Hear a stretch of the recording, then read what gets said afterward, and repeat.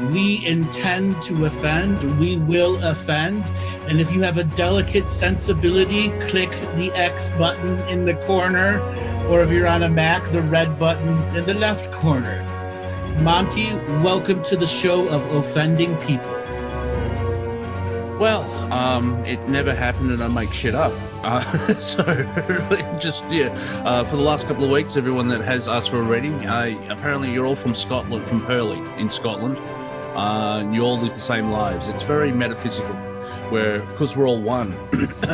And I can't read the Akashic Records. I didn't even have a card.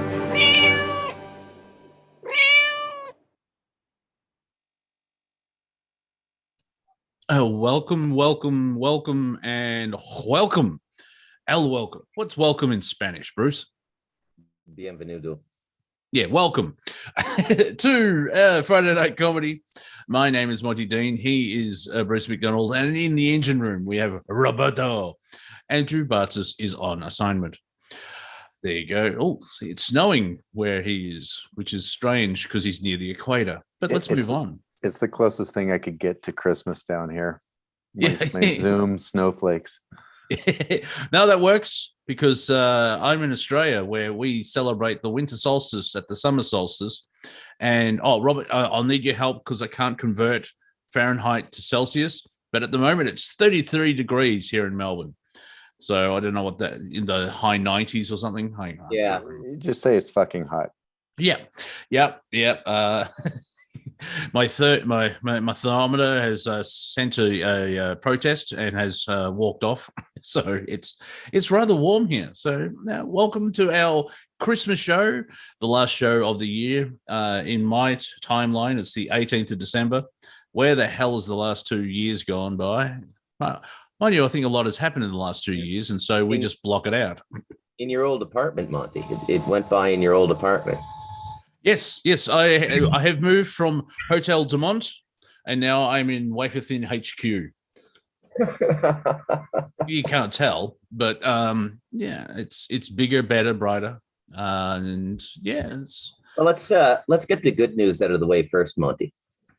Well, this will be short. Yeah, go ahead. Okay. Yeah. All right. Yeah. Session's over. Let's move forward. Okay. Thank you very much. Yes. Well, I have moved. I'm paying $20 extra a week, and it's like someone got a house wet and it's shrunk, and so it's a big unit, and I get a double garage, lock-up garage as well, and there's grass in the backyard and everything. So unvaccinated speakeasy, Monty. Unvaccinated speakeasy. Oh, well, that may change because the government keeps tweaking everything. And on Wednesday, I couldn't go to retail stores, but on Thursday I could. I can't get a job at those retail stores because I'm not vaccinated, but I can go shop there. So join the dots on that if you want to figure that one out. Well, I gotta tell you, this whole COVID thing is just moving by like it's happening in another realm to me. Yes. I mean, I might have a mask around my chin when I'm bopping around town to the, butcher shop and the grocery store and, clothing stores and all that sort of stuff. And you walk in and it's about 50-50 where they even tell you to put it up over your nose. Mm-hmm. And on the street, you've got about, in the biggest town, it's about 25,000 people. You've got maybe a 20-30% utility of masks. And they look like the easily herded. They look like they should have sheepdogs nipping at their heels. And other than that, you'd never know anything is going on here, man. I mean, the tourists keep coming in. I belong to a number of Facebook groups related to my adopted country, Costa Rica. And, amongst the expat community, which I would estimate is somewhere around 400,000 Europeans, Canadians, Americans, there's a bit of concern about, what this government is doing, but this government's on its way out. But you would never know, man. I mean, so they tried, and I don't know what it's like in Colombia, if this is part of a larger Latino spirit, or it's just Costa Rica. I suspect it's the former. It's the larger Latino spirit. But these people are kind of like what Americans think they are. And you'll have to excuse us, folks. Monty and I are both from the Commonwealth, so we may from time to time objectify you. Yeah. You left 200 years ago, or did you? So yeah. God bless the Queen. She needs it. I'll just say it that way. Yeah. So you'd hardly know anything is really going on, down here. The tourism industry is not allowing the QR code to go in. They're not stupid. And like trade unions and business councils in Latin America are extremely forceful. The grassroots stuff in this country is extremely forceful. They haven't even. Quick question: is that now? It may be a delicate subject, but is that because the Latin world has an interesting relationship with corruption? I've watched three seasons of Narcos, so like I've seen the high end level, especially where the Cali cartel basically bought the president at the time. And if you remember that, so is there that element where I think Andrew has mentioned if we just dialed back the corruption by 10 or 15%, maybe 20%, things will go kind of back to normal and everyone will be left alone and live their lives. So is that has the corruption that's trying to creep in upset the community or the populace? And so like, that's a bit too much. Just cool your jets there, buddy. Let's put this in a context that makes sense. First of all, corruption means that the existing legitimate system is fully functional, but is being parasitically attacked, right? So for a metal, the corruption would be rust.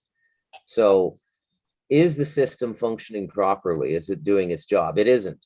So can it even be corrupted? I don't know. It's an interesting ethical question, as Johnny Caspero would say. I'll let you figure that one out in your own time, Monty. But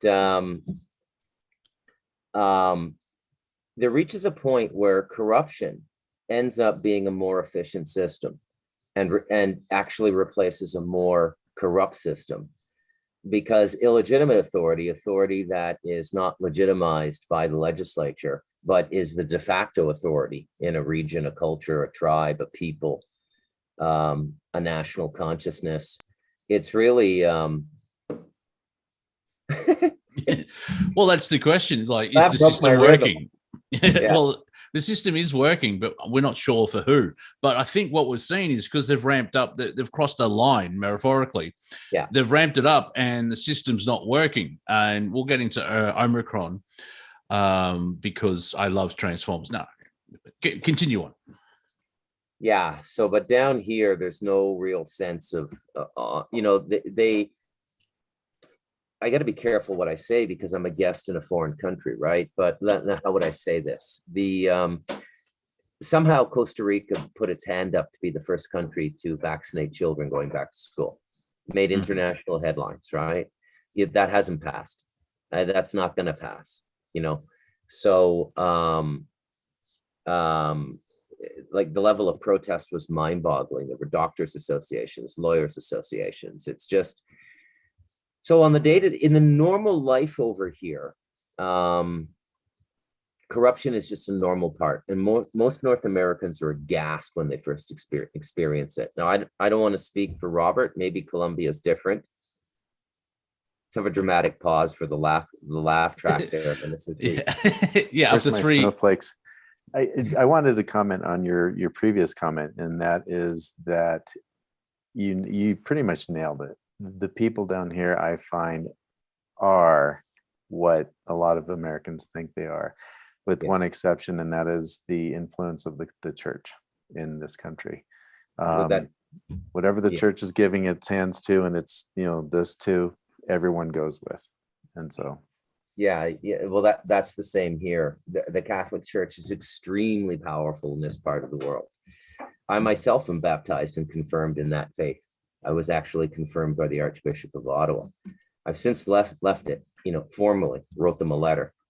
And around 18, hey guys, this is my parents' choice. I don't even want this anymore. I'm formally resigning, and I mailed it to my local diocese. Well, how old? Yeah, how old were you when you were baptized? Because I think I was baptized. I can't remember with who, but I don't remember. I don't remember that meeting. But okay, No. son. Goo goo gaga. Oh, he said yes. Yeah, fucking. Yeah. So down here, everything's different, Monty. And now in my native Canada, which I continue to follow, and I get all of these debriefings now because my son is here, and he's constantly talking to his friends back in Canada and West Toronto. And it's just, I'm starting to see Canada very much being the second prototype for extreme coercion, the first being Australia.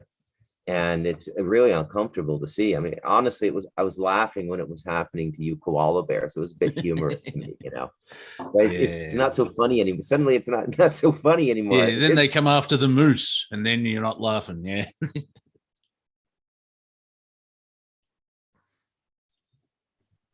So it's not so funny anymore. No, but it also, I mean, the level of, I think, the United Kingdom. Do you know the death toll from Omicron? 1, 2. Yeah, I think it's 1, and we're not sure if it was from or with. Yeah, but they're going into lockdown. I think Boris has been doing, having parties, and it's the elite there, and I don't think it's like the royal family elite, but it's the everyone around. It's the next circle out. They're completely just taking the piss, as one would say. So completely circumventing the idea of what COVID is, because I don't want to say what it is or it isn't. I think there's an element to this disease that is valid, or this manufactured biological weapon, let's call it that. There's an aspect to it that's real. You know, I think that people can prematurely die from this. Not a lot of people, you know, it's, you know, I think in the normal scale of things, it would sort of affect the same amount of people with mortality as like would get lupus or something like that. Very influenza. And Andrew has said for well, he said a couple of things. One was COVID, the gift that keeps on giving.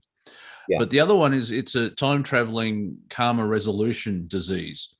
And I'm wondering if the vaccine element is not the next step, but also a partner to that as well. There seems to be a massive karma thing. And so if people haven't done the work, because a lot of people from a soul aspect, like we've seen a lot of deaths. Like remember 2016 when, you know, 10% of celebrities died. Like Lemmy from Motorhead died, I think 2 days after Christmas or something. He found out he had cancer and he was dead in 48 hours. And he's like, no, fuck this, I'm leaving. And then Bowie 2 weeks later went, and that was just the avalanche of all these celebrities. So there was a clean out that way. And so a lot of people, I'd almost forgot that, Monty. But you immediately, there's been so many big things that have happened. Like more things have happened since in the new millennium, the last 21 years, than probably almost everything from World War II until the new millennium, that 55 years. Yeah. It's I also like to say, as a personal opinion, I'm tired of living through an historical event. It's like, really? Come on.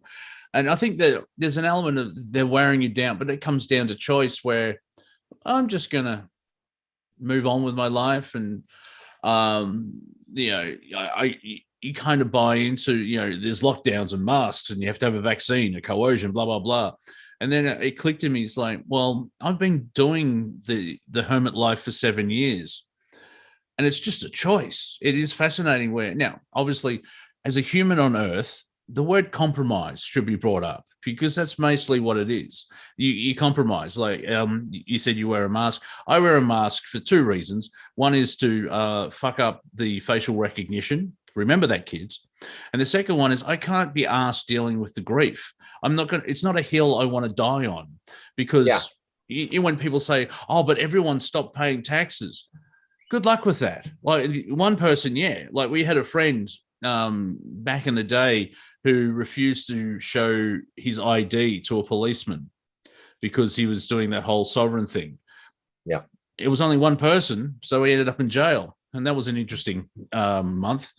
But you know what I mean? It's like as a collective, but on the positive side of things, you've seen how many people are protesting because the powers that want to be, the powers that were, have stepped over the line and they're pushing. And that's what I find interesting in Canada, where Prime Minister Trudeau or Castro, that guy, the federal is pushing all this shit. But here in Australia, the states are pushing all this shit. Yeah. Yeah. Yeah, that's really interesting, the provinces, because I don't understand why a provincial leader would want to do that. But in some provinces in Canada, we're seeing the same thing. Like the province that's completely on side is Ontario, and it has a premier named Rob Ford. You may remember his brother, the mayor of Toronto, Doug Ford. Or am I getting them wrong? Reversed? Anyways, crack smoking mayor of Toronto.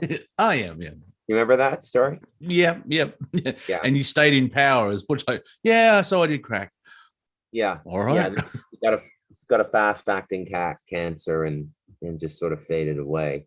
Kind of like almost like what's the name of that? The last fat guy to die on Saturday night, Chris Farley, kind of a Chris Farley in politics is how I would describe Mayor Ford. And but anyways, the Commonwealth is just having the shit kicked out of it, isn't it? Right. And they're really doing this jackboot shit, like even stronger than they're doing in Mother England. And I feel that Canada and the United States are test cases for how far can they push people. And I think that there's a lot of strategy to this. And I think it's something we haven't spoken about, Monty, is how there seems to be, how do you say this to sort of bridge the neutrality and not evade the reality of it? There seems to be some coordinated political capitalization going on during whatever this is, whether it's a pandemic or a fake-demic or whatever it is, okay?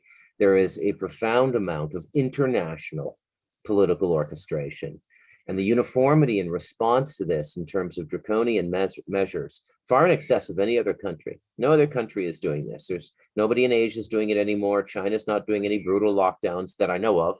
Japan's not doing any. I think there's a couple wacky Scandinavian countries too. I read something crazy about Norway this week. But then you have Sweden doing the complete opposite. Yeah, the Texas of the Scandinavian area, right? Fuck you, Florida. Governor DeSantis, ABBA. Yeah, Governor ABBA DeSantis. Yeah, well, and ABBA's come back, so the world's ending. So they come back. Yeah, they're doing a massive concert. Well, they're planning to do a massive concert in a purpose-built stadium in England, in London, and their album's called Light Your Soul on Fire, Monty. Yeah, and the album I think is called Voyagers or something like that. And it's like they haven't released any material for 4 decades. Yeah, because like Agnetha, the blonde one, to help out everybody, she instead of like Kurt Cobain couldn't deal with fame, so he allegedly shot himself. Yeah. Agnetha couldn't deal with fame and just the whole rigmarole of doing it, which is understandable because it is a unique life being that level of fame and touring. She bought an island and raised kids. So like baby goats? No, children, you twat. Oh, okay. No, I thought you meant literally he raised kids. I thought that was kind of I would have said no, I would have said goats. So what do you mean when you say he raised kids? Like you mean the way John of God raised kids in Brazil? Like what do you mean he raised kids? No, Agnetha had children. Like, you've got a child. He went Amish is what you're telling me. No, she's definitely a woman. Don't go all this transphobic crap. Oh, Monty, you just reminded me. You just cued me without even knowing it. I did something very stupid today. Yes. We don't. run this show off the cuff, but we've got, 3 points to talk about, and one is That was Bruce my is cue. I mean, stupid. we're only 20 minutes in, and my main cue is already being used. So we're going to run out of ammunition pretty quickly. This No. shows Butch and Sundance against the Bolivian army here. So anyway, you were stupid, so this will be fun. Yeah.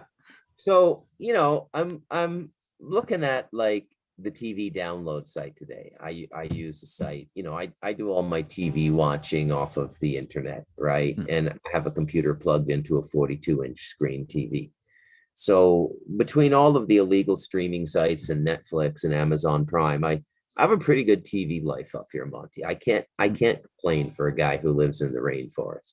Yeah. So I was looking at the new episodes on my favorite site, because you can organize by latest releases, new episodes, and the most popular episodes. And I think today I was looking for if maybe there was an early release on the new season 9 Blacklist episode. Sometimes you can get it in the morning, even though it doesn't officially air on TV till Friday nights. Yeah. And I episode 1.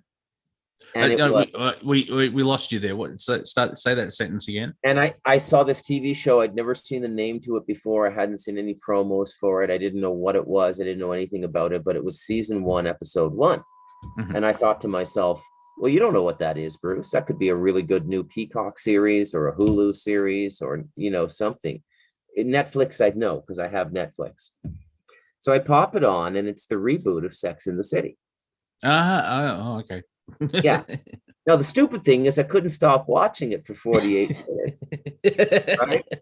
Because when I went to university from 88 to 92, all of the women I found attractive and flirted with loved that show. So it somehow seeped into my psyche.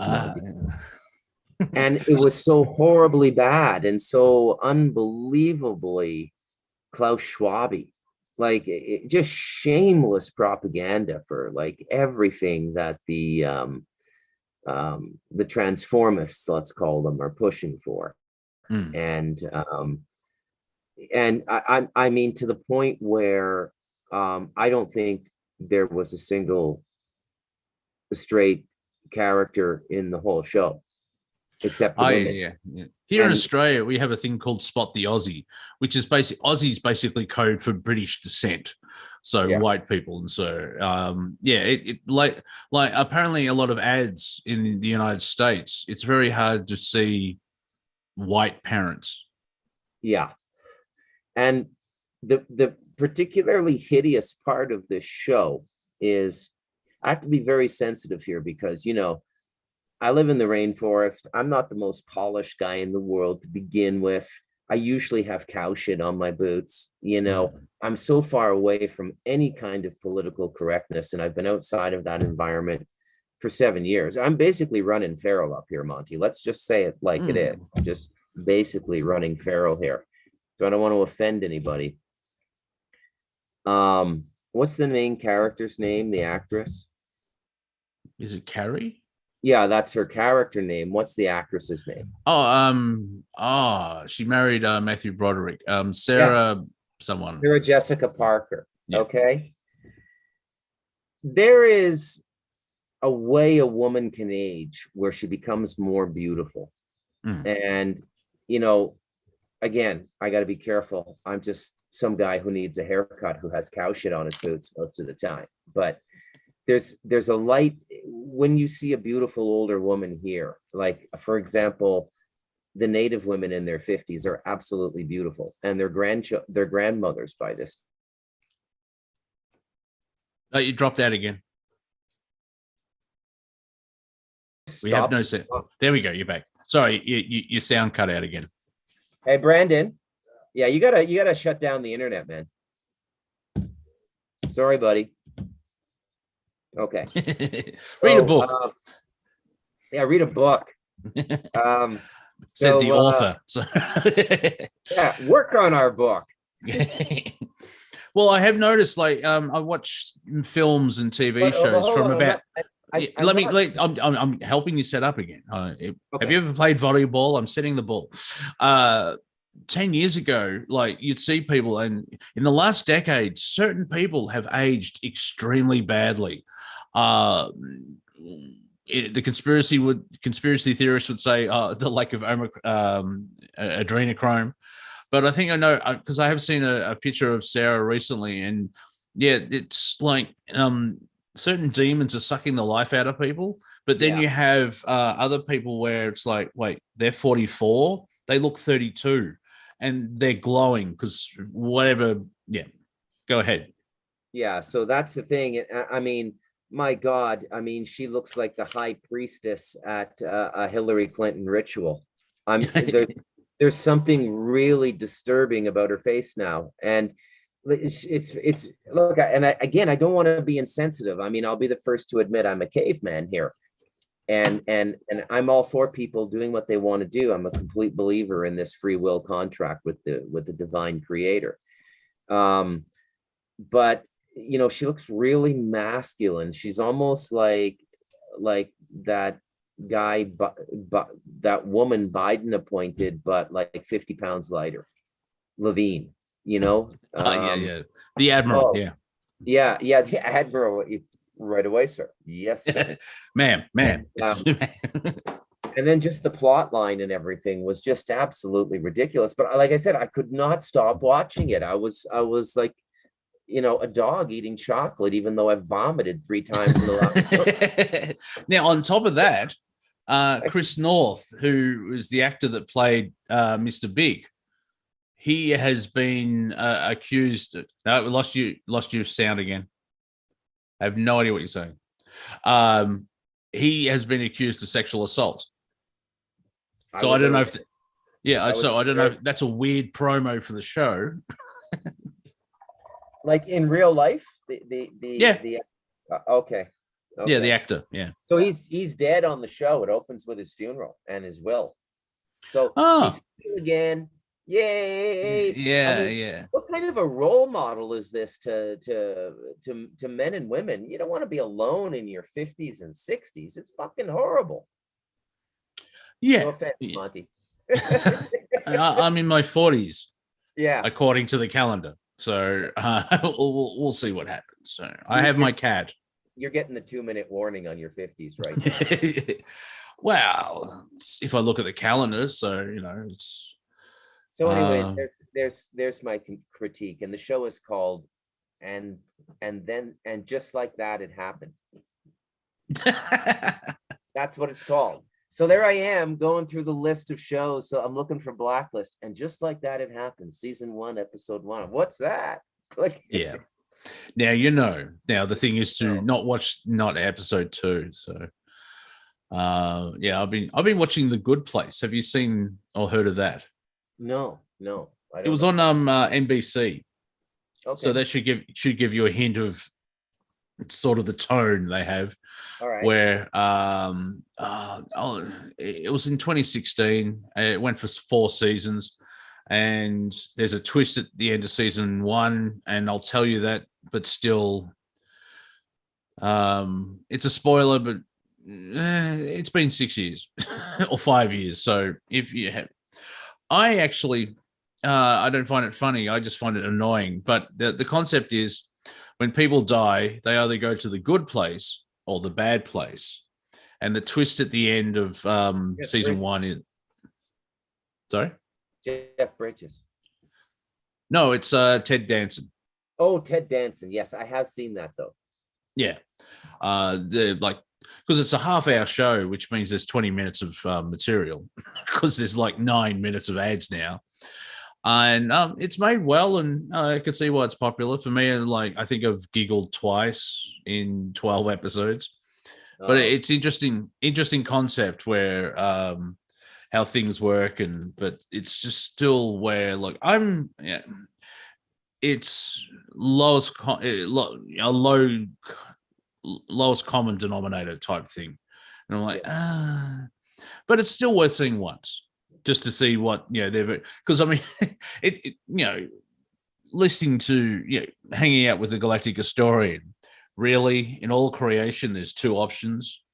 you go to the good place or you go to the bad place, and like, right. And that's what I love, where people have what there's 13 dimensions that we're aware of or something, and I think past that you may get to prime creatorhood, and the Bible says no, you enter heaven and stay there for eternity. Does that sound kind of controlling? Ever so, like, I mean, there's an element of what they're playing on. You have to live it. Even atheists, that whole concept is to live in the now, basically. That's so you try and have the most exciting, go with your highest excitement. But of course, you've got all the shit around it, which compresses it and everything else. Like you need to go pay the church 10%. Why? Just pay it. All right. Just those cathedrals don't build themselves unless you're Amish. Well, when you get into the rhythm and the habit of living in a creative principle independently, like creating businesses and enterprise for yourself and everything, and all of these sorts of things, everything just becomes much more pleasant, Monty. It becomes more. For example, want to know how I spent my week? So my son and I have been doing massive experiments with a sawdust and concrete mix. Well, you have the space to do that. Yeah. So we're making our own bricks now. We're making our own blocks, and we do it in a huge form. So the bricks are like 6 inches by 12 inches by about 5 inches thick, and we're just going to cut them this way, and they'll be about 3 times the size of a normal red adobe brick. And we're going to do a bunch of work. I'm getting a roof extension this weekend, so a lot of work's going on here now, and it's a good feeling, and to be building things and be creating things, and I've said this for the last year that it's only dark if you're stuck in their system. The moment you go out and carve more autonomy, the more autonomy you carve out, the more of their tension and fear is taken out of you. And that's really the critical calculus of this. It's about autonomy, because whatever's going on, and let's harken back to that political advantage we talked about. A certain political group, let's call it the Five Eyes, seem to be taking an extremely harsh tact on COVID and seem to be doing the most damage to their domestic economies. And it seems intentional to me, Monty. There's no way this cannot be intentional, right? So now that's not to say everyone's down or some evil groups in control of the world, and we're going to Klaus Schwab's Great Reset. But they're definitely trying to turn the ship in that direction. Okay. Yeah. It basically, from the rules on the planet, people need to give consent. And that's where, by going autonomous, you'll stop giving consent and you're not paying attention to the global narrative. No, you can pay attention to it, but it's just to observe it as what's the right word? Unentangled observer, where it's like, well, that's just fucking stupid. Well, that's a judgment, but it's like, that looks like fun. You go over there, you have fun. I'm just going to, connect to the highest being and create my life fully. And so it's an element of, consent. And I think what they've done, maybe one of the lines or part of what they crossed the line is a local MP here in Victoria pointed out, if you had better marketing and telling the truth, more people would have got the vaccine because they would see the positive outcomes for it. Yeah. However, it's the sales pitch for the vaccine from the reaction. No, the solution to the reaction from the actual virus. It's been I like this word. It's nearly 100 years old. It's a schmozzle. Have you heard that word before? Yeah. It's very I got it from a World War I ad here in Australia. Oh, the whole thing was a schmozzle, and it was because the British were in charge of the Australians, and we won't get into that. But my point being is that the government's reactions to something that's happened has been completely utter shite. Now I'll bring this in. I haven't watched it, but a doctor went on to Joe Rogan. It's a recently shared show, and he broke down how even if there wasn't a plan or a theory to get to where we are, in hindsight, you can see the path that was laid out, where they were talking in 2017, there's going to be a coronavirus. Yeah. How what do they have old ladies with a crystal ball in the back rooms of pharma, or how would they know that?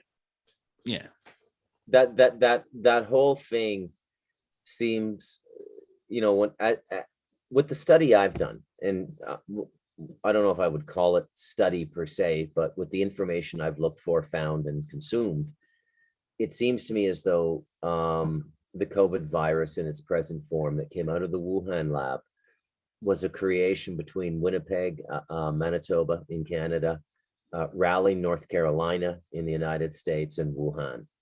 And they were all working on the same thing. And they're, on the Canadian end, the Canadian scientists who were Canadian citizens were Canadian Chinese, and they have since repatriated to China.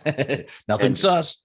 And are making a claim for the patents under the Chinese patent system. They want the patent going into the Chinese patent library for the CCP rather than the Canadian patent library. And for the work done on this virus, this is how in the open it is if you just want to go and look for it a little bit. So, but again, I don't know what it is. First of all, it's many things, all of them cynical and all of them unpleasant, but they're very. I think I just remembered it's a comedy show, but it was made by idiots and it's poorly made because they're cheap. Yeah.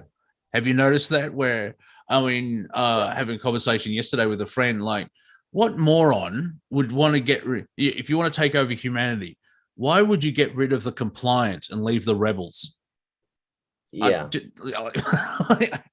What? Yeah. What? That's just one facet because it's multi-leveled. So yeah, so I mean, a number of years ago, a decent Canadian writer by the name of Naomi Klein came out with a book called The Shock Doctrine, which was about how war was waged for profit. And I would say that now, just like everything about warfare has changed now, it's not going to necessarily be the tanks and the missiles. It's going to be stuff like what we're experiencing now with the pandemic. This is economic warfare.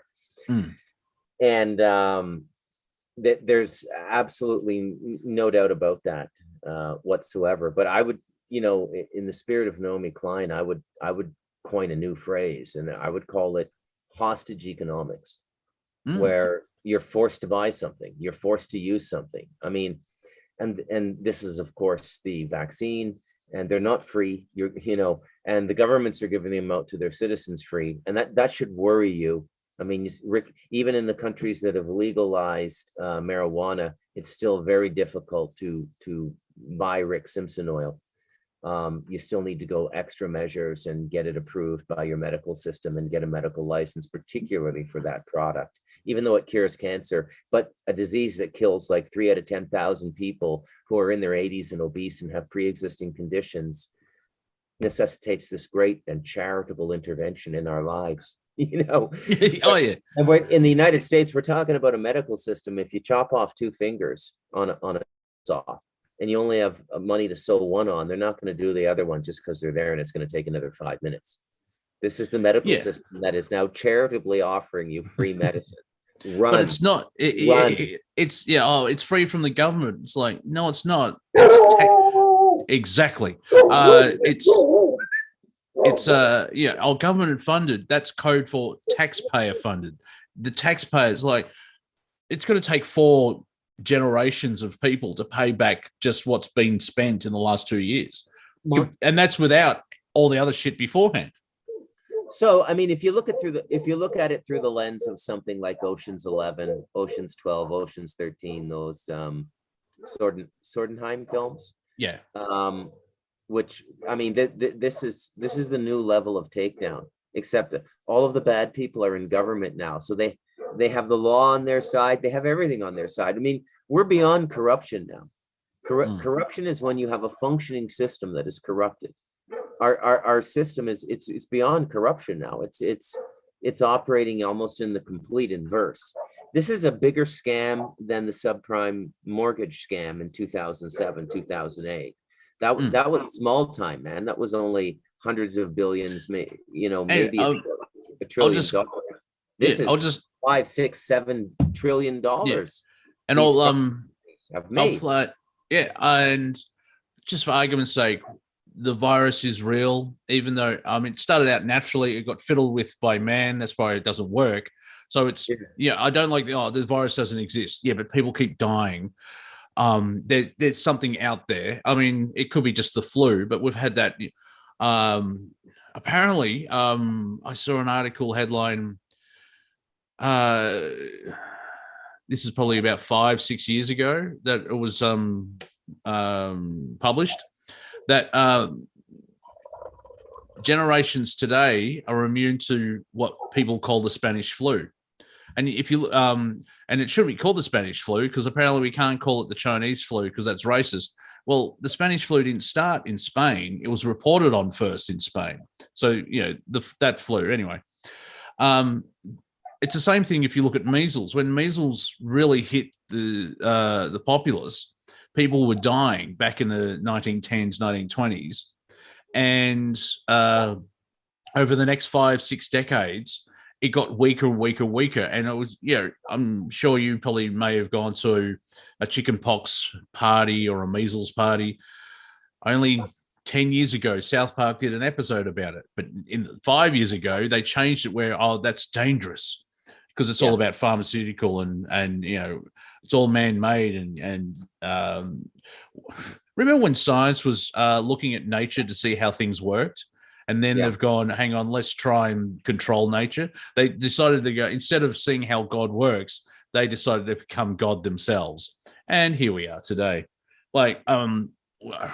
Just the whole climate, the greenhouse effect, the climate change bullshit, where CO2 and everything. It's like CO2 is a building block, for fuck's sake. A volcano can pump out a year's worth of CO2 in 2 days. Yeah. So, do we tax the mountain? Yeah, and that ash is really good for remineralizing the earth as well.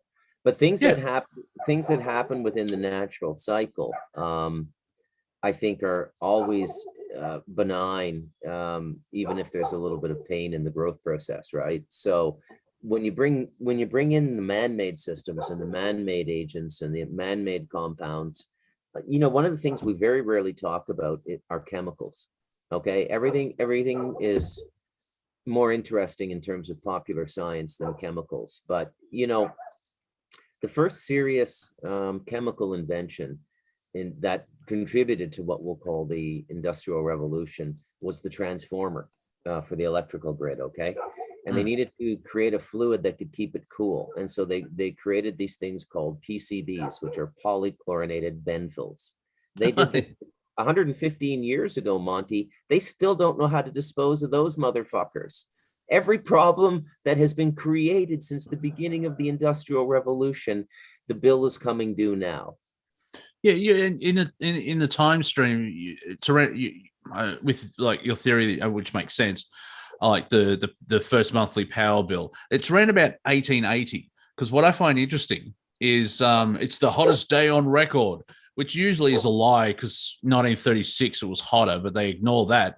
But when they say it's the hottest day on record, the records are only 140 years old on a planet that's 4 billion.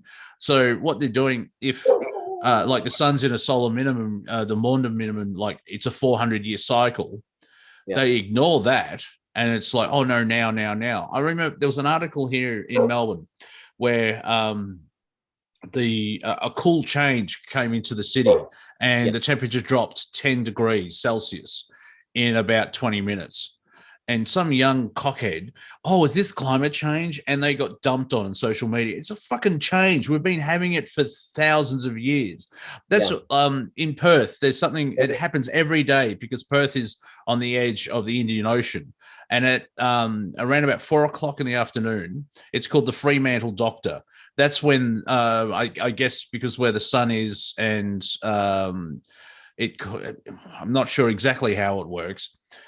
but this cold wave of cool air just comes into Perth and cools everything down. It's what the doctor ordered. That's where the Fremantle doctor name comes from, and they have that every day, from what I understand. But that's weather. That's actual weather. That's what it does. Yeah, absolutely, Monty. Absolutely. So give us a boots on the ground there in Melbourne, man. Like what's it like? I mean, how's inflation treating Australia? Things again. I've noticed food prices have gone slightly up, but it's a slow creep. Yeah. Where have certain things really jumped, like red meat? I don't know. I don't really buy any red meat, so but yeah, I've noticed that it's gone up maybe $1. I could be wrong, but prices are slowly inching up. Where I could get like a week's, I don't eat that much, but a week's worth of food for $50, and now it's probably 60, 65 or something like that. Yeah. But it's because Australia is so far away, we're half self-sustainable. So, yeah, there's going to be something in your economy that's doubled in the last year and a half. Okay. Or maybe even since Biden got in 1 year. Okay. Not even a year yet, but like 11 months. Oh, petrol. So for example, in Costa Rica, it's cooking oil, and I mean vegetable oil, and propane has doubled. It was like $14 a tank. It's like $28 a tank now. Gasoline has gone through the roof. Like Yes. Inflation is a really big deal here. I don't know about I know Robert likes to produce, but I always like to drag him in because he's local to you. Yeah. Yeah, I'm always curious. Is it the same in Colombia? But so I think, and then when I look at Canada, and I follow the postings my friends are making on Facebook and Instagram and Twitter, a lot of people are taking pictures in grocery stores now. So a friend of mine took a picture of a rump roast, and We lost sound. We lost sound after rump roast. yeah, like $303 Canadian, which would be about $260 US, and probably $320 Australian, Monty, for like a 2 kilogram rump roast. Like mind-boggling. Oh yeah. Here in the last 12 months, our petrol prices at one point, I think it was this year, was like 92 cents a litre. And about a month and a half ago, we got up to $1.90, $1.92 a litre. It's the last time I checked in the last couple of days, it's down to 144 or something like that. And so, but even 144 is expensive from, if you just go back 5 years ago. And it kind of makes sense because with the way that Biden screwed everything, someone's shared a meme of when Biden got in, fuel went up 55% or something, or 55 cents to a gallon. And then just recently, gasoline's gone down 7 cents per gallon. Oh, thank you. It's the hypocrisy of like the president has no control over the gas prices. And when it went down, they used it. Oh, look, well done, Mr. President. I'm like, really? The US politics has gotten so boring. I don't know what's going on because Biden's just doing Biden. Kamala's just laughing her head off. And also, I guess it's the we're in nearly the third week of December, and so things are kind of shutting down for the year. And mind you, did you see the bit of argy-bargy between Elon Musk and Elizabeth Warren? Yeah, I did see that. Yeah. Why don't you tell the listeners the details there? She basically had to go at Musk by saying, if you paid tax, things would be better. And I can't remember his response, but it was just basically, you first, or, you haven't done anything. I did see someone, the richest African-American in the United States is Elon Musk, a white man. What? Yeah, well, he's from Africa. He's from South Africa. So he's an African. Oh, okay. Yeah, he's just like in the minority because he's Caucasian. I think I could be wrong. He's got Dutch. Yeah, that's right. He called Warren Senator Karen. So thank you, Jamie. He comes up with some good lines. I like to watch him being interviewed once in a while. He's not afraid to throw haymakers. I was watching an interview he did a couple weeks ago, and he said government is just another kind of corporation with a monopoly on force. That's what I mean. It's so succinct, right? I'm amazed he's allowed to do certain things. So I don't know. He's not controlled opposition, but he's allowed to do certain stuff. But also, they can't really hem him in. They need him to be him, and that's where he can say stuff like that. So in the long term, whoever decided no, he's fine, it's going to backfire on them. Yeah. So there's Elon, man, the champion of our time. I can't quite put my finger on that guy. Sometimes he irritates the hell out of me, and sometimes I think he's just brilliant.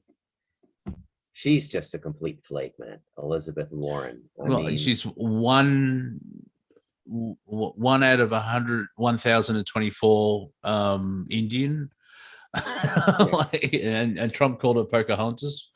So I guess in about a month's time, because there's midterm elections for 2022, and then we'll start seeing that unfold and be interesting to see, because like if we go back to Canadian politics, even Australian politics, well, you know how you said there's that political movement across the whole planet of this COVID crap.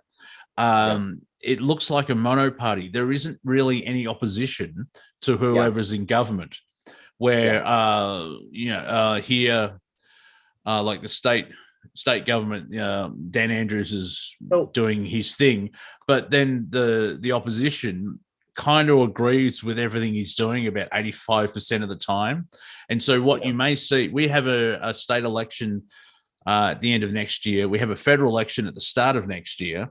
And it'll be interesting to see how many, of course, if elections were free and, real, be interesting to see how many micro parties will start getting stuff in. And I wouldn't be surprised if a lot of governments won't be able to, they have to get over 50%. They won't be, what's the right terminology? They won't be able to form government unless, majority.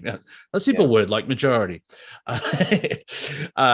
And so like in the Senate here in Victoria, there's 8 crossbenchers, which basically means they're independents or minor parties. And the government has to suck up to a certain amount. And we saw that with the pandemic bill where it came through, but basically the whole feeling, it's like, I think that's part of what's happening as well, is that walking away energetically from the global narrative, it's extremely tiring, where it's like, mind you, I did watch the show Foundation. I enjoyed it, but for my own I made a conclusion in my own head. I'm glad we're just saving the planet. I'm glad it's not fucking galaxy wide. Like, you know what I mean? You lost me, man. What's Foundation? Foundation is a book series by Isaac Asimov. Oh, okay, all right. Yeah, and he's got 4 or 5 books called Foundation. Apparently, episode 2 in season 1 just deviates from the book completely, but I don't know the source material. But they made it. I think it's Amazon. I can't remember. It's really good. I enjoyed it. I don't know the source material, like Wheel of Time, how they're scoring that. But it's galactic, and so the story is the Empire has been ruling for 12,000 years, and all this stuff happens. But for me, to help me relax the brain a bit, it's like, because if you think about it, like, moving to a mountain and being autonomous, and that's great. But eventually, if nothing happens with the rest of the planet, they'll come get you. And if you think of it, if you think about it too much, it'd be fascinating to see when we win, because you have the whole system, you have governments, you have the banking, everything is corrupted. I mean, I asked a great question on another show. Name something that isn't corrupted. And my point being is like, there's a massive task if you look at it a certain way on the planet. But just be glad it's not fucking galactic. Like, that's what I'm saying. It's just this planet. So, that thing like the Earth is being quarantined. Yeah, I can see why. Like the whole galactic community is like, fuck, just stay there. Just we won't engage because we don't want the karma. We're on your side. We're cheering for you, but just fucking stay there till you figure your shit out. Yeah. Yeah, we've been put on a timeout. Literally. You sit down, you just stay in that boondocks of a corner of a galaxy, and you think about what you did. You think about what you did, mister. Yeah. And it's that worst thing. It was like, I'm not angry, I'm disappointed. Like, oh fuck. You're a parent, you know what? It's anyone. Well, yeah, if anyone has parents, just when you hear that, you're in deep trouble. Whereas I'm not angry, I'm just disappointed. It's like, oh, hang on, they've gone past anger where, because when anger kicks in, is that loss of control. But you skip over anger, go to disappointment. Like, it's like playing tennis. You can, your opponent could be 2 sets up, and they're at 4 games in the 3rd set. You can still win, but you have to win 2 sets and 4. You know what I mean? Takes fucking forever. Yeah. Did you just watch King Richard? Yeah. Well, I watched it a couple of weeks ago, and it shows that Will Smith can act. Yeah, he did a great job in that, man. You got to give him his props. There's no doubt about that. Yeah. And in a way, it's a modern day Rocky film. The only, the way it ends, it's like, well, that's just like Rocky. And also it helps where, what happens to the girls, where Richard was right, where one's going to win the most Wimbledon titles and the other one's going to be the greatest player that's ever seen. And I wouldn't want to meet them because they seem like arrogant pricks, but good on them for what they're doing. Well, that's an incredible life of focus and discipline, man, to get a sport like that under that kind of control and discipline. I mean, it's commitment, man. And I don't know what I did. Have you ever gone super hard at a sport for a few years to see how good you can get at it? Yeah, not really, no. But I've seen other. I've tried to start that, and well, there's a lot of dedication, right? So a lot of focus. Yeah. My brother thought for a while he might want to be a golf pro, and to be a certified golf professional, you have to have a scratch handicap. I don't know if you know what that means, but it means you shoot par or under par on average. Yeah, like more than 50% of the time. Or your overall average is scratch or under par, and you have to demonstrate that with registered scores for I think a whole season of golf or a whole year of golf. You have to prove, and also I mean that kind of makes sense to play the game. It's like I'm 5 over. What are you fucking doing here? The game, it's par. You have 4 shots to get to the hole. That's what it's designed for. If you do better, it's because you're better. So yeah.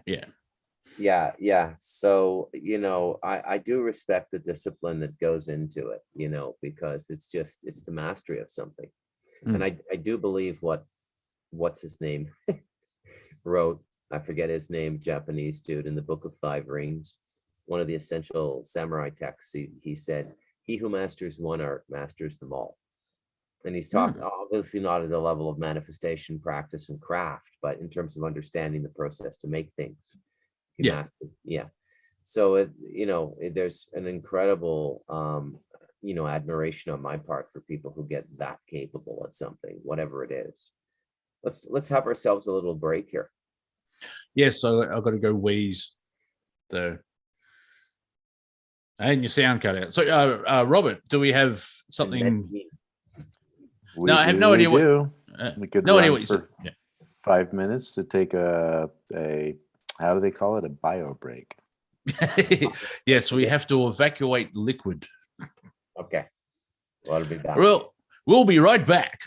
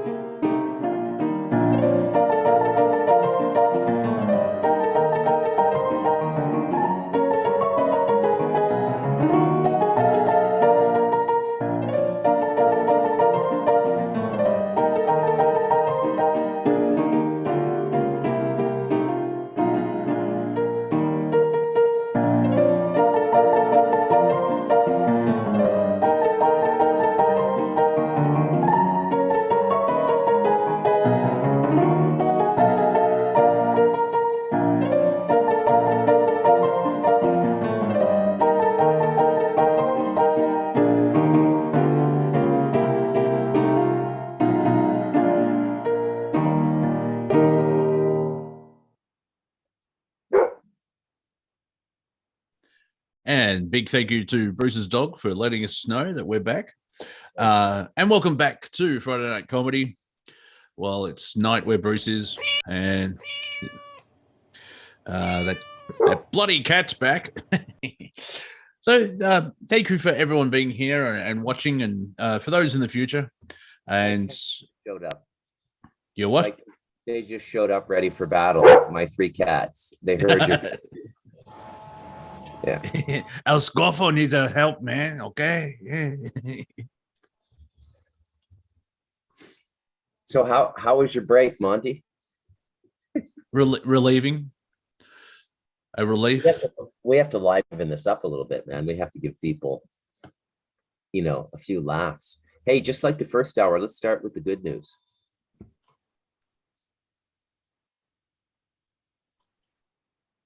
Okay, we're done. Yeah. Thank you for that moment of silence. Potty jokes. Yep. Let's start with the good news. You know, Monty, that if you mix 70% sawdust and 30% concrete, you can come out with an ultralight eco block that you can saw and cut like wood, but it's basically concrete, and you brick it up with mortar, and you can make the blocks significantly bigger because they're much lighter to lift. What would happen if you added hemp instead of sawdust? Well, I'm starting to think that this whole hemp thing is just some bullshit hyper marketing, man. When you get into this and you really start to lift the hood up on this whole topic of organic building, I mean, I think this is just advertising for the hemp industry. I mean, you can do pretty much the same thing with 30% concrete and 70% sawdust, which is a hell of a lot cheaper. You know that if you look at hemp as an aggregate, like a building aggregate, it's the most expensive aggregate out there now. It's more expensive than sand. It's more expensive than gravel. It's like 5 times the price. Okay, by cubic meter, let's say. Okay. What's the heat resistance with the sawdust bricks, though? Because that's one selling point of the hemp, where they have like a small jet engine on a block, and it's just black. it doesn't catch at all. Mind you, I think any concrete really doesn't catch on fire. Yeah, but the timbercrete blocks, that's sort of a name actually in your country. Actually, there's a company called Timbercrete, and I borrowed a lot of information from their formulas, which they put up. Even though they're a commercial builder, they put their formula up. Yeah, there's some hempcrete being burned. Timbercrete is not as resilient to fire. I mean, you can have a blowtorch on it for an hour, but sooner or later you're going to burn right through. You're going to do some damage, right? Well, and also, I mean, an hour's worth of blowtorch, that's not how a house fire works. It's not like the World Trade Center where there's jet fuel. But let's just talk trees, because hemp can grow fast. Is it just expensive because it's unique, or because pine grows really fast as well? Could you use pine sawdust? Well, I don't know exactly what it is about hemp. And it specifically, for those people who don't know, we're talking about what's called the hemp hurd. It's like a wood chip that comes from the stalk of the hemp plant, and it has to go through a decorticator, basically a wood chipper, if you've ever seen Fargo. Yeah, I have Yeah, and so it bonds with lime, which is the really interesting thing, which makes it super organic, right? Because lime is a natural building material. It's basically bones or calcium buildups in nature, and so it breathes as well. And a lot of the ancient architecture was all limestone, which was lime and sand and maybe some other aggregates, but hemp and lime go together really, really well. And those houses will stand for like 300, 400 years. You have to redo the roof, but the walls and everything will stand for a very long time. You have to do a little bit of maintenance every few years. You might want to probably going to want to replaster, or at least re-whitewash, which is just a lime paint, so it gets brighter. I've gone on a huge organic building tangent here, Monty, because I'm in the middle of it now with this Timbercrete. You caught me being foolish, Monty. Foolish. Well, you've got land, so you like to build. So all I've been doing is moving and watching Narcos, or reading Narcos. However, my Spanish is slightly improved. I think I know 4 words now. Well, what did you? Oh, you cut out again. Those first 3 episodes. So All right, go back to. We lost you at what did you, and then you went silent. What do you make of those first 3 seasons of Narcos? Which one did you like? The first 2 better with? Well, yeah, it's the Pablo story, but it's interesting. Season 3, it doesn't have the same. What's the main character? Oh, there's hemp leaves on my carpet. It was good though, because you kind of need to know, like, there is a story after Pablo getting taken out. You got to see what would actually happen. And I think a senator actually says in season 3 that or it's a CIA guy, so a guy from the DEA, the super cartels have been removed, which is a big win because they were mammoth. Like Pablo was the 7th richest man in the world. Yeah. And then you had the Cali who instead of they were behind the shadows, and that's how they got where they were. And as Pablo's empire was decaying, they basically took over, and then they wanted to actually surrender it and move on because they've got all this, the legal side of things. Yeah. And it was season 3 is a great companion. Like, you don't have to watch it, but there is that question of, so what happens after Pablo dies? And then you've got that. And they bring in the Mexico connection. So obviously that's where you've got because I think there was supposed to be 6 seasons of just Narcos, but they split them into 2 shows. And so they focus on Mexico now. But it's set up really well in the last episode. So the Narcos Mexico overlaps a little bit, and there's 3 or 4 episodes where Pablo and Blackie and Poison and his core crew from the beginning, season 1, overlap into Narcos Mexico, because Narco Mexico goes all the way back to the late 70s, early 80s, when a guy, a Sinaloan police officer named Felix Gallara, with a friend he grew up with in this Sinaloan mountain village. And Sinaloans are they're like where I live. They're campesinos, they're peasant farmers, right? Which are, I think, in many ways, some of the most fantastic people on the planet. But that's my personal opinion. So they created Felix's botanist friend who he grew up with, who was fascinated with pot, created the seedless plant, Sinsemilla. And I didn't really, when I was 16 years old and you wanted to buy marijuana, you said Sinsemilla. You didn't ask for marijuana or cannabis or, sativa. You said Sinsemilla. I didn't even know what it meant. I thought it was like all one word, Sinsemilla. But now that I speak Spanish, I realize it means without seeds, literally without seeds.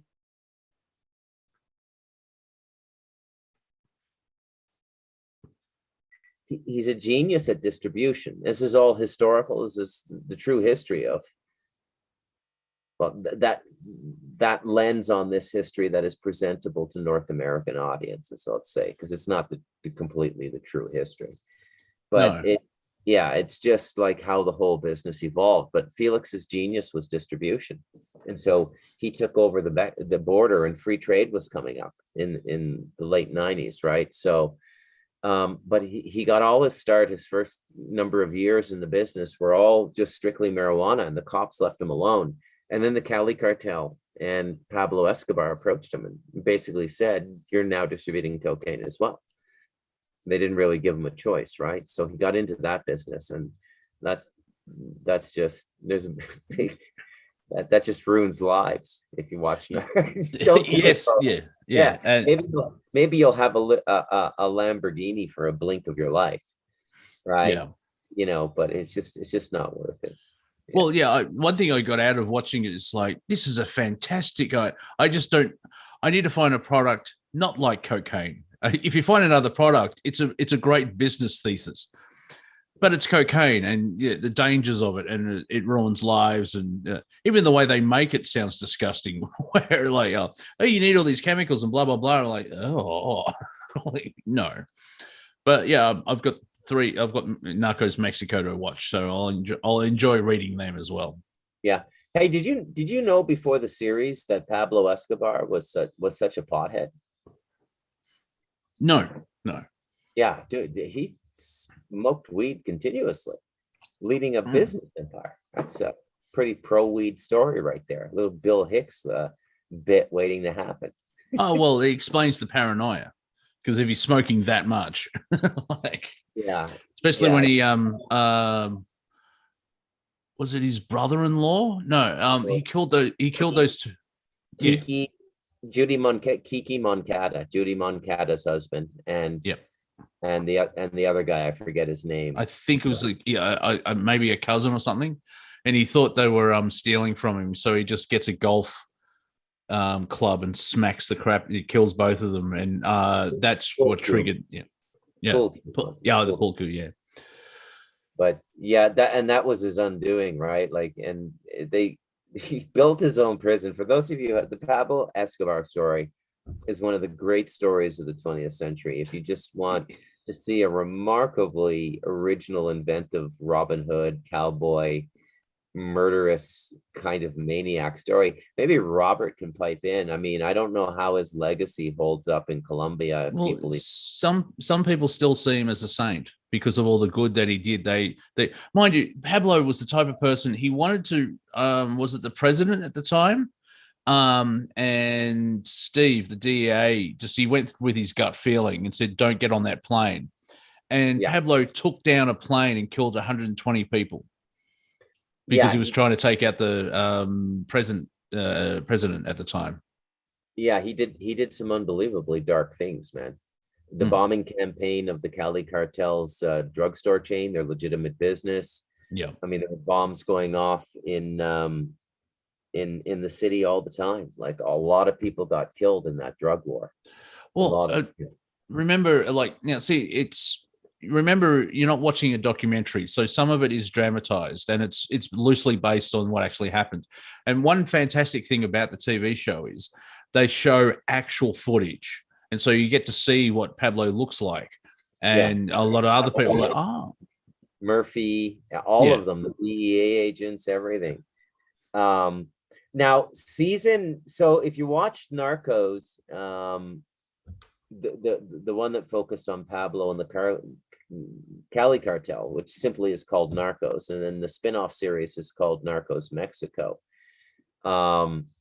If you watch like all 6 seasons, 3 seasons of each show, the way they interlink the timelines and everything and show the evolution of the Latin American drug network is just mind-boggling. And the power they have now is staggering, right? You're looking at, billions, if not even trillions of dollars now.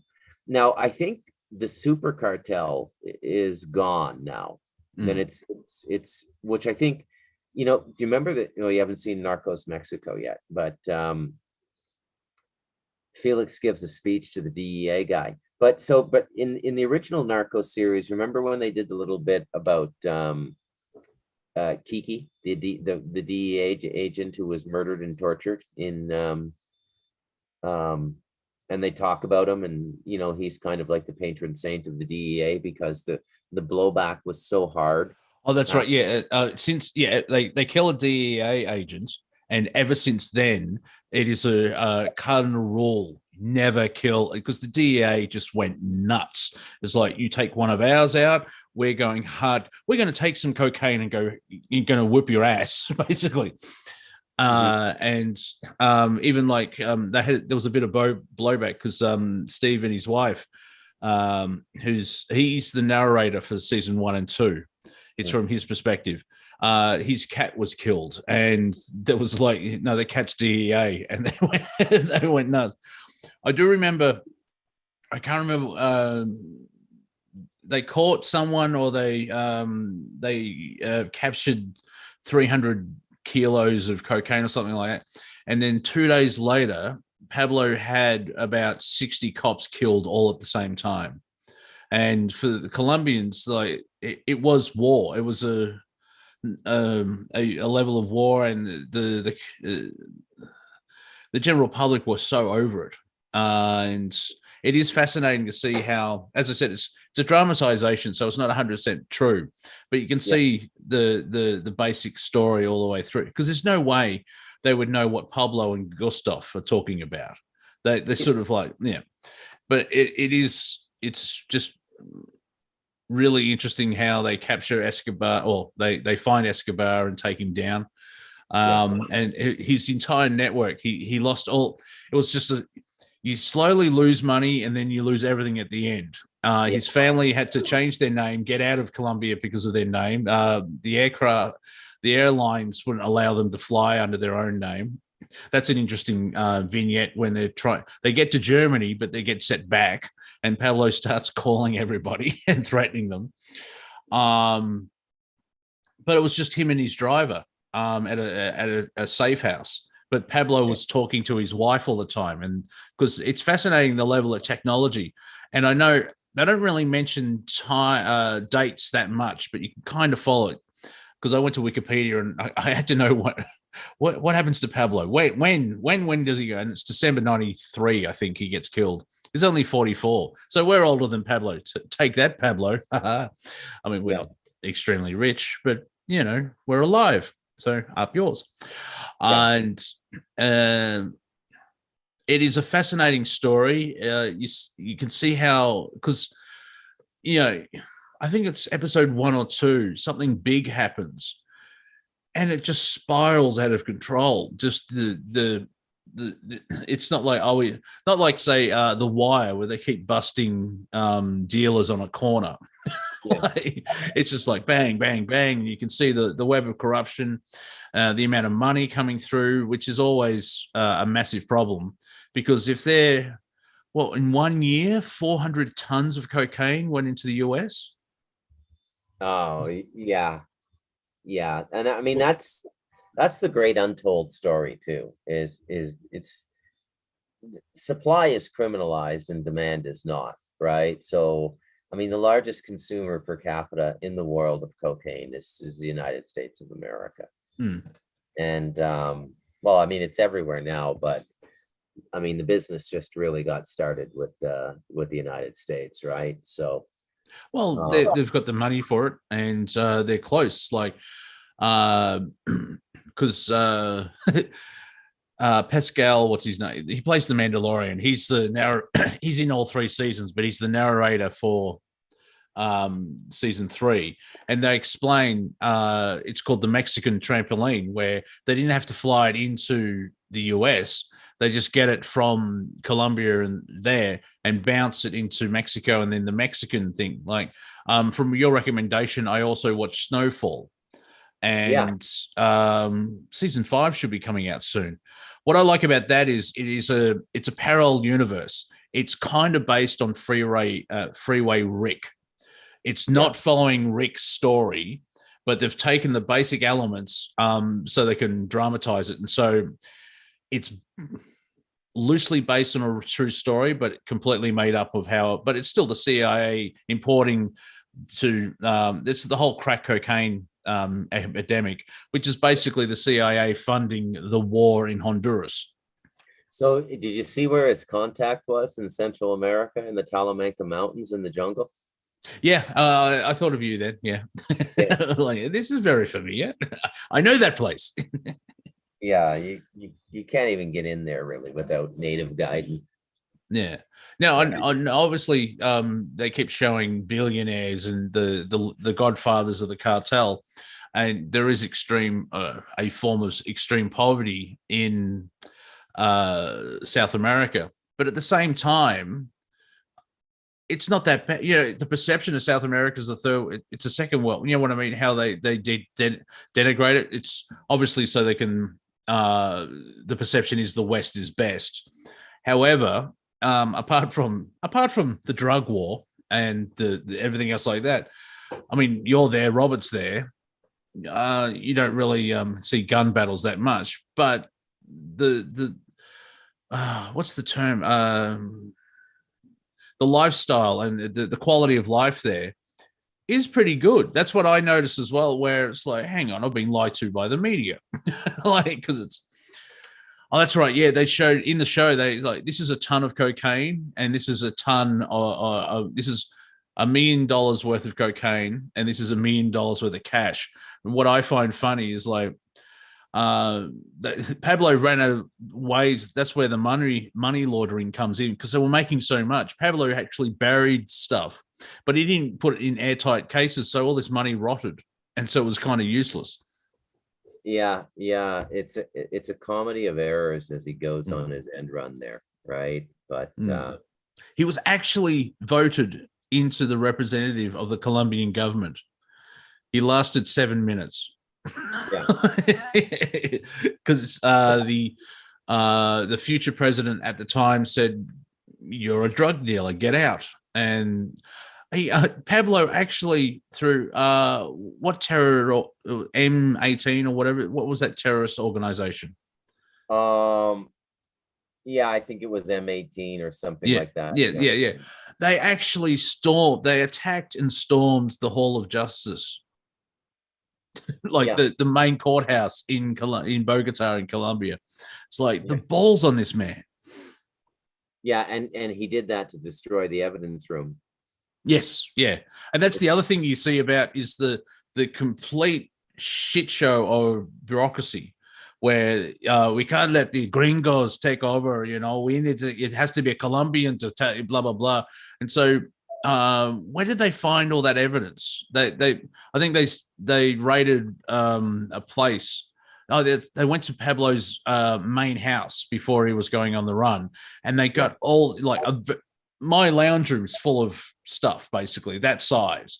So what, 5 meters by 3 meters, full of stuff. But the Colombians wouldn't allow the DEA to take anything out of it, and that was their fuck up because Pablo knew that. And so that was part of taking out judges that would not work with him. But at the same time, can you burn all this shit that incriminates me? Yeah. And I mean, every single country that has imported the drug trade in terms of a leg of the journey, right? And the country I live in now is a big part of that as well. It produces these, larger than life characters. We have them over here in Costa Rica too, and everybody knows their name. They're in the newspapers, and the cops can never quite catch them and stuff like this, right? It's really quite something. It's like an evolution of the economy. You're looking at what Colombia went through 4 decades ago in the 80s, late 70s, early 80s into the 90s.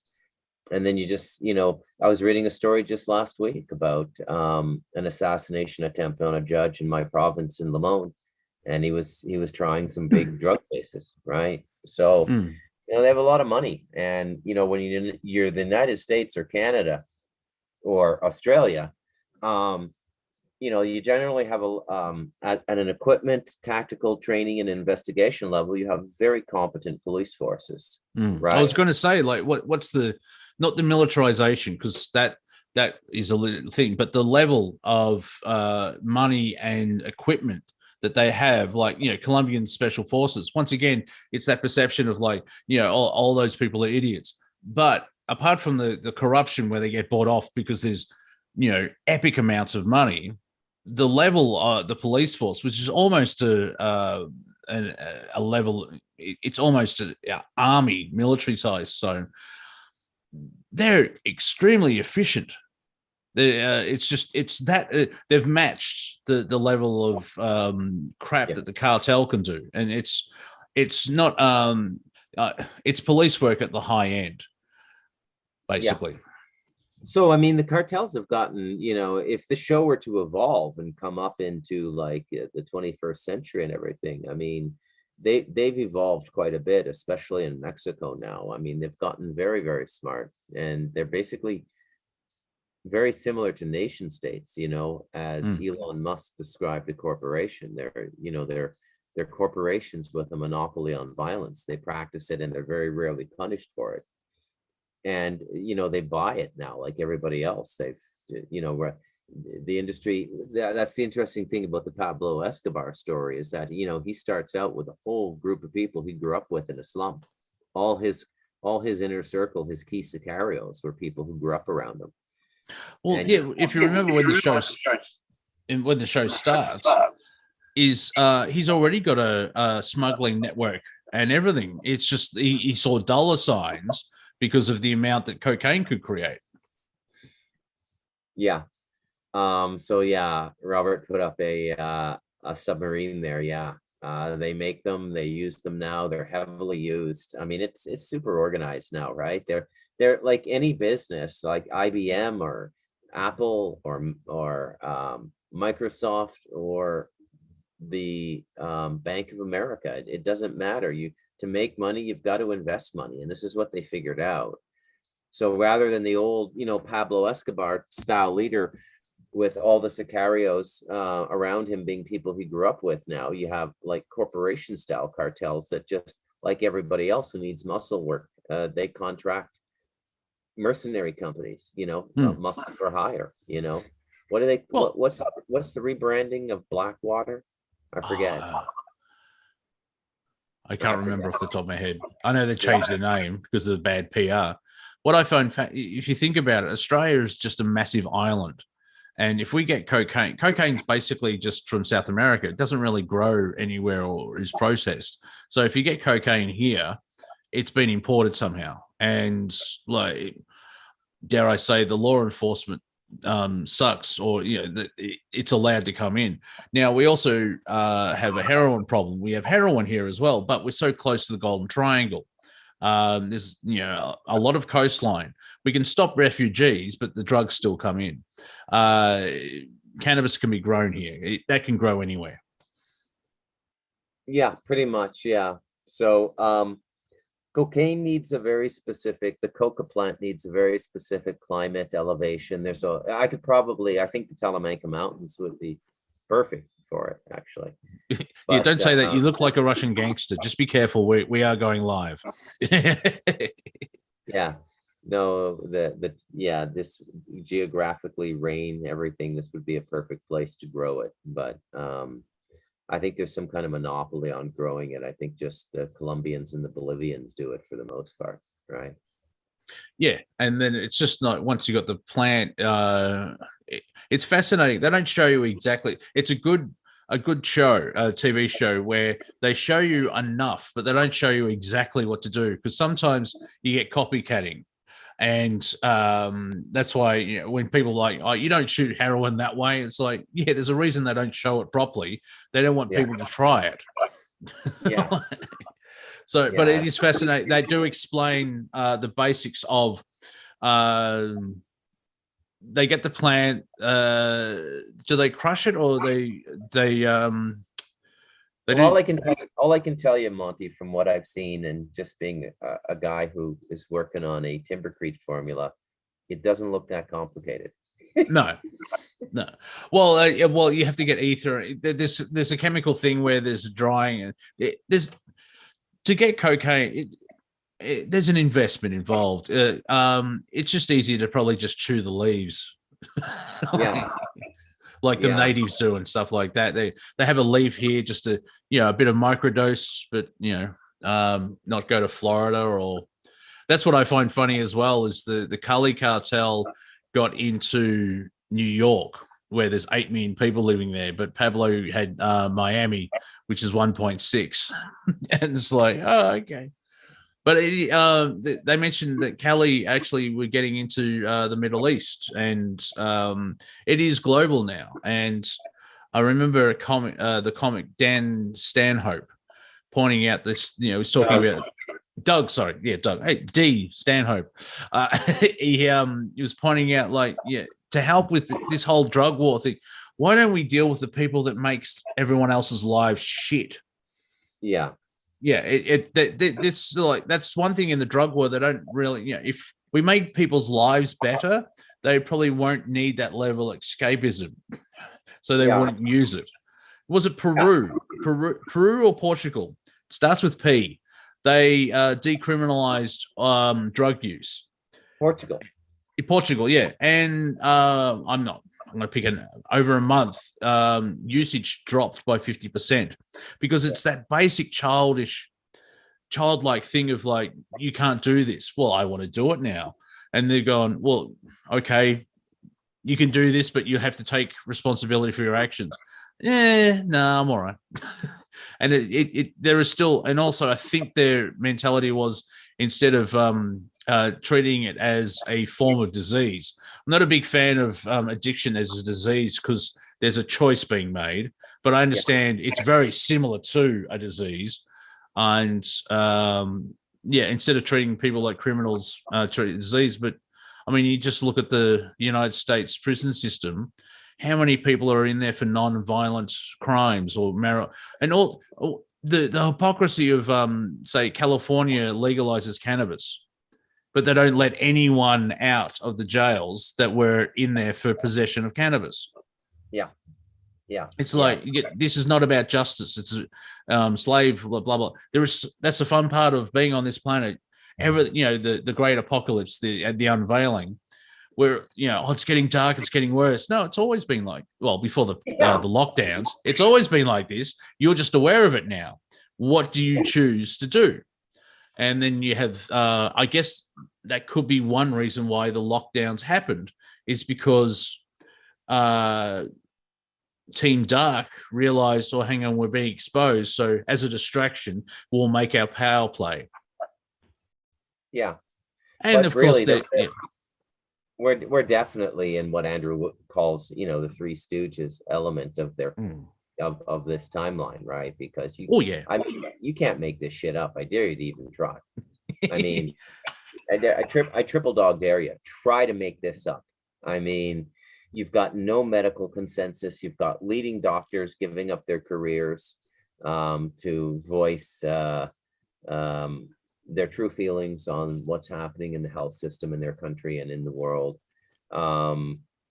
You've got a high rate of vaccine hesitancy in frontline workers, whether they be ER rooms or police or fire. And now those are all signs, a farmer knows. If I could time travel properly and with control, I would go back to September 2019 and just tell you about okay, Bruce, this is what's going to happen in 20 and 21. And I would start with talk about the vaccines, where in Germany, the euthanasia unit would not admit unvaccinated people to be euthanized. Yeah, you can't make it up. And it's like... Yeah, the prime creator writes the best jokes. Like Omicron is a jumbled word for moronic. They're telling you, no, that's just the prime creator fucking with you. So, also, have you noticed as well his slight irony? To go see Matrix 4 on this planet, you have to show a vaccine passport to get in. Monty, if this is all being run by some kind of AI, I swear, man, the tech and support team at the AI building have hijacked at least 50% of the computing power for crypto mining. This is just so fucked up. It's unbelievable. It's almost comical if it weren't so tragic, Yeah. And once especially if you go through the tragedy, it is comic. I just had very comedic. I just had a thought. Do you think someone on Team Dark, do you think someone wants to be fired? My theory was that the upper management is like, okay, everyone below us is fucked in the head, but we don't want to fire them because there's pension packages and redundancies and everything, so we'll just let them do what they think is right and they'll get caught 2 years in. For fuck's sake. Like I told our programming in the education systems work too much because these idiots are getting away with everything. But I think on the flip side of, I get the feeling there's people who are like, I don't like my job, I want to get fired. So they keep fucking up. Or I'm still amazed that Joe Biden, even if he won the election, why is he still if he's in the White House, or is he down the street in a studio? You know what I mean? There's so many things. The hypocrisy between Trump and Biden, like, 3 things that Biden has done, Trump would have been impeached again for the 3rd time. But because it's not Biden and there's no mean tweets, I'll let him go. It's like, Gaff 65. Oh, just let him go. I'm like, oh, for fuck's sake. And then, of course, the best way of having a vice president is having someone shitter than you. George Bush Sr. fucking had, what's his name? He couldn't spell potato. Yeah, Dan Quayle. That is perfect. Oh, we should take out, we should assassinate George Bush. Are you sure? Because you'll get Dan Quayle. Like, oh, I don't know. Now, do you want Kamala Harris laughing like the Joker? Like, State of the Union address. Yeah. Another thing I've noticed in my astute news gathering and watching, because I'm an astute news gatherer, Monty. It's just a habit that got into me when I went through journalism school. Well, yeah. There is a tremendous separation from Europe and North America now. I don't think it's ever been this great. I mean, generally speaking, the European countries have contempt for North America now. They've sort of turned their back, if you. She needs a hat. But you are correct, where the Europeans, I think they're sick of the American government in that respect. And I mean, if we go into the world of Benjamin Fulford, because of the civil war in the New World Order, they could see that apparently the Queen is suing for peace or something like that. And so you've got the North American splitting from the Europeans, and you've got the power of Russia. And I would like to give props to Vladimir Putin, where someone told Biden to have a go at Vlad, and he's gone, I wish you well. It was very gangster. No, you're the thing, you're an assassin, blah, blah, blah. And it's like, yeah, good luck with you. I stay here. I sell gas to Europe. Fuck you, all right? Yeah. So, no matter how we look at this, what we're observing is the end of the American Empire and the Bretton Woods Agreement, which is the financial system that has guided us since World War II. And it's all seems to be up in the air now. It may have landed and they haven't told us yet. If I were to make a guess on how it landed, I would think that debt reconciliation went China's way, because what I see going on in the West Coast of North America is nothing short of land clearing now, whether it's flooding or fires or what have you. There's no way that one geographic area, similar but diverse, going all the way up into the British Columbia interior and all the way down to Southern California. There's no way so many people in one area could be so affected by so many seemingly random things. And, this is where they come in with their cover stories. It's climate change, it's this, it's that. I mean, there are so many utilities to these narratives they create. In a sense, they're plagiarized or falsified alibis for their behavior and for what they're really doing, which is shutting down our economies. This is about nothing more or nothing less than shutting down the economic engine of colonial English Europe, which is Britain and its offshoots, America, Canada, United States. You saw the story on the West Coast? Oh, it was a bit inland, but that flood that basically took out 3 highways and a city was unbelievable. Yeah. So this is up in the BC interior. I think it might have been Abbotsford. I can't remember if I'm confusing the fire site with I think it was Abbotsford, the flood site. But I mean, it just decimated a whole town. I mean, and they're coming in with cover stories like the city was warned decades ago. It was the way certain levees had been built, or the way they were running, what they were doing with certain rivers. But it's complete, absolute horseshit, man. I mean, this is a fluke beyond all flukes, right? Yeah. But look, as any gambler will tell you, Monty, there's only so many flukes before there's a determinable pattern, right? Yeah, exactly. Well, that's how conspiracy theorists, there's a theory, and it's like, one is a surprise, 2 or 3 starts to turn into a pattern. Or no, three's a theory, and 4 is a pattern. I'm loosely basing that, but yeah. We've got about 15 minutes to go. Let's talk about Christmas. It's a Christmas show. Let's talk about Australia, where we have a roast dinner and 40 degrees Celsius heat, celebrating the winter solstice in summer. It's tradition. And remember, tradition is just peer pressure from dead people. Yeah, that's all it is. Yeah. The old ancestor influence. We actually, like, now, where you grew up, you get snow. You're Canada. You always have snow. Here in Australia, storekeepers spray paint snow on their windows. So, we're wearing shorts and flip-flops, thongs, jandals, whatever you want to call them.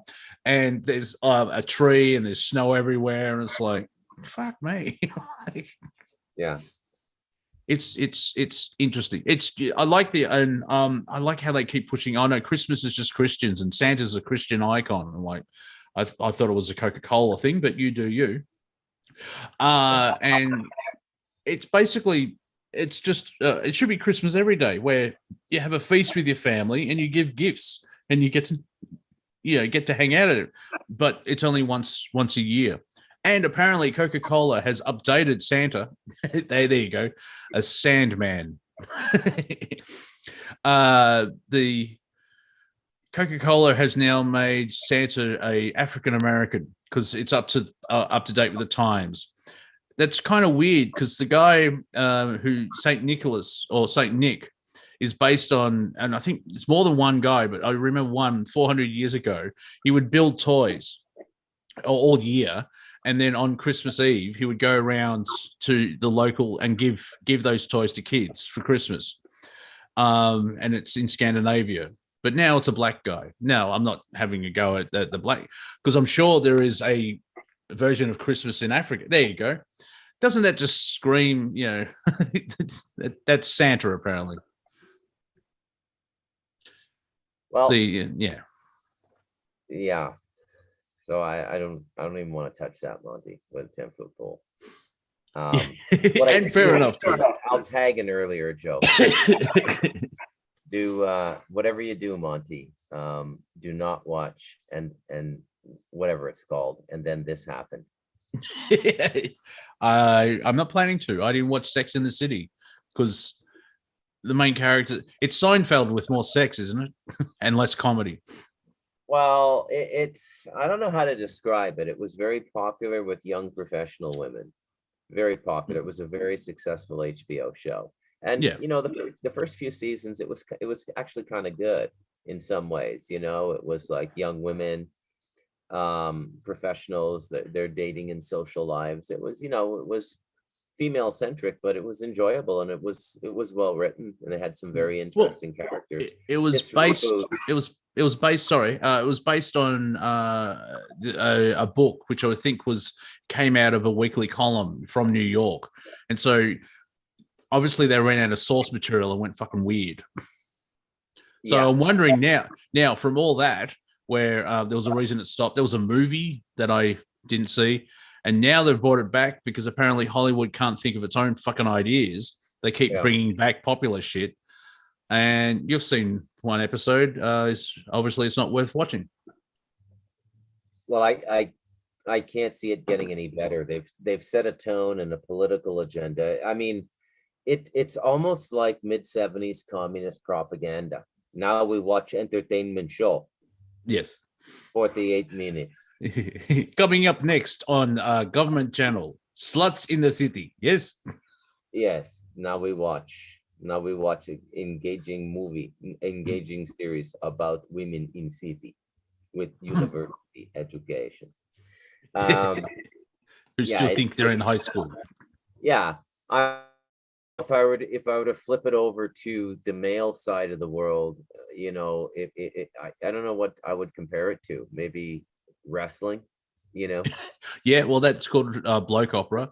I haven't watched Mad Men yet because that's based in the 50s. It's very 60s. Oh, 60s as well. But that's I guess that's more of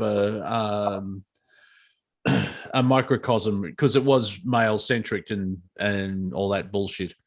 So that could be a male version of it, but that's more history based compared to, and the original Sex and the City was more of the empowerment of the professional woman in that respect. Yeah, absolutely. Yeah, but now it's just like, we have a message. Like Cowboy Bebop has been cancelled after one season because it's nothing like the original show.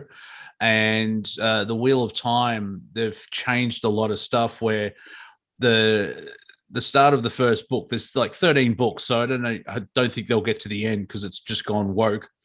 But it's a isolated. It's an isolated town where they've basically had the same genetics for 400 years.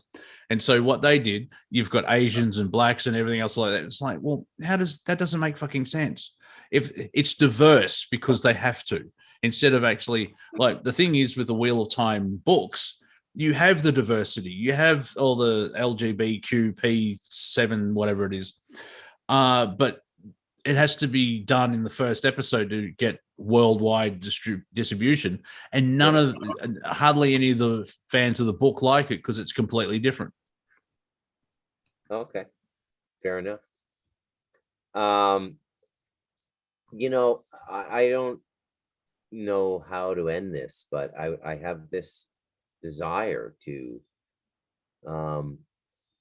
focus on just the microcosm, so I know this seems like an extremely dark time, but it really isn't. If you can get into the right mindset, the right state of consciousness, there's an incredible opportunity right now because everything has to sort of stay in balance. And so just as a lot of opportunity is being taken away in a certain context, there's new opportunity, and you have to have the ability to see it and grasp it and work to manifest it. But the game's changed, that game has been intensified, and if you do it correctly, it's fun because you're leaving the old system behind, and that's what the narrative's trying to drag you in through the energy, and you give your consent through energy to that. But if you realize, wait a minute, I can do this, and it's like we've known all the time, we've known all the while of we could do this, but now by doing it, you're actually winning the spiritual war, if that makes sense. Yeah. It's almost like the push that a lot of people needed. It's almost like God becoming your personal trainer or something, give me those extra 5 push-ups. Don't quit now. Yeah. And it's a good thing, actually, because what lies on the other side of this is a spectacular evolution for the human race. Yeah. Well, going to the Galactic Historian book, you may have heard of it. Yeah. The event was in 2014. Where the Prime Creator stepped in. It's like, oh, hang on, these books are fucked, and he did some housekeeping in bookkeeping, and now the thing is, we have to do it. We are the ones we're waiting for. You have to do yourself. You have to do the work, spiritually, emotionally, physically, and then create a life that you love that is not connected too much. Well, yeah, not connected to that global narrative. That doesn't mean you ignore every system on the planet, because as a piece of paper, the Constitution's a good idea. Yeah. It's just been, trampled, the corruption's come in. But most of the systems make sense. Like with everything that you're doing, it's just changed. You still got the same building blocks, but you're keeping the power to yourself and building with that. You know what I mean? It's like, because, the old way has to decay so the new can come in. But it's not a complete reset. Yeah. Pun intended. Fucking reset. And so it's, you can, I used to say you live in the cracks, but now it's like, well, you don't have to live in the cracks. You can actually walk out of their game and take all the positive side of the game that is. And because the Prime Creator's gone, I'll give you a nudge and you reap what you sow type thing, and you achieve what you want to get out of it, because that's what you are here to do. Like, that's it. I'm talking to myself. Have you noticed that? I'm sort of like just blah blah blah blah blah. Ah, all right. Yeah. I'm channeling myself. Little self-coaching there, Monty. Exactly. So just remember that it does look like a dark time, but it's for them. Have you noticed, like, oh, it's the end of the world? Yeah, your world, for fuck's sake. Like, humanity's still going to be here at the end. Don't know how. To quote the genie from the Aladdin movies, you'd be surprised what you live through. But, you know. That's all good, man. It's just a time of high karmic exchange, right? So a lot of personal. Your audio dropped again. Can you not hear me? I can now. Oh, okay. Just a lot of things are changing. A lot of things are changing for the better, I think. Yeah. There is the positives there. You just have to find it. And that's like tuning your frequency into that positive timeline, if that's the right language. Yeah. And it's coming about. I mean, and I think the degree of suffering you go through as a result of this transformation is directly related to what you're holding on to that is probably not good for you. Right. Yeah, and you get to a point of like, why do I feel? Hang on, I can let go. And when you do, it's that whole doing the work thing.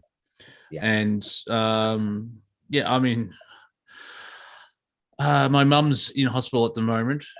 She's had 4 or 5 operations in less than 2 weeks. She's getting better. She's out of the woods, and there'll be a little bit of rehab because she was sedated for about a week. But she's coming out of it stronger. And the medical system seems to, well, part of the medical system kind of helped her get into that. But the response to it, we found good people. Yeah, because, you know, the most important people in the medical system seems to be accountants. And that has to change, because it used to be about healing people, but here I am with my wacky ideas. Yeah, I would agree. So yeah, I mean, there's all these skirmishes now where victories are being won in court against vaccine mandates, and I mean, there's a lot of really positive things going on. And as you call them, Monty, Team Dark seems to have something pushing them, like some kind of time delimiter that I'm not aware of, that's just got them really on edge, you know, like the bus is coming, get your shoes on.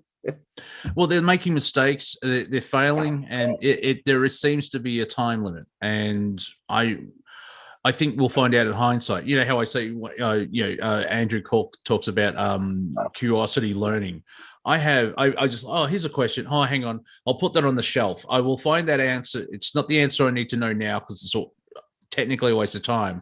But I have a whole fucking warehouse, you know, that Raiders of the Lost Ark warehouse of questions. So when it's time, I'm going to have a ball having all these. It's like, what about this? Not now. All right, put that on the shelf.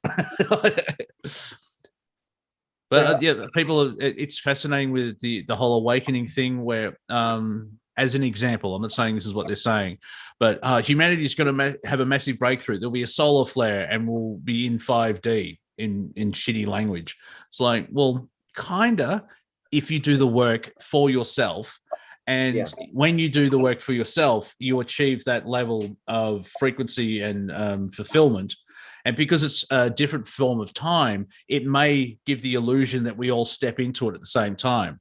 But it could be you do it tomorrow, I do it in 3 weeks, Robert does it in, say, a month, and then most of humanity maybe in 4 years. But from a perception, it looks like everyone's coming through at the same time because of the dilation of time. And I think that's been used against people where, oh, I don't have to do anything. It's just going to happen. The fuck it will. You have to do stuff, and finding your passion and living your life fully and not giving the global narrative energy is a massive good step. Yeah, I couldn't agree more, Monty. Yeah. Well, And I guess think we'll what? leave it there. Yeah. And so I think Andrew will be back from his assignments and he'll have a mini epic story in the new year. And we'll be back because it'll be fun and there'll be some questions to be asked. So thank you for watching, everyone. Thank you for people in the chat. I love you all, but from afar. Let's keep it that way. And yeah, just if you're feeling down, watch some comedy that makes you laugh. Absolutely. Have a laugh. Yeah, it could be NASCAR, it could be State of the Union Address, it could be Marx Brothers, whatever it is. There you go. So I'm Bruce MacDonald and he's Monty Dean. Take it away, Roberto. We'll see you next year. Have fun. Enjoy the holidays.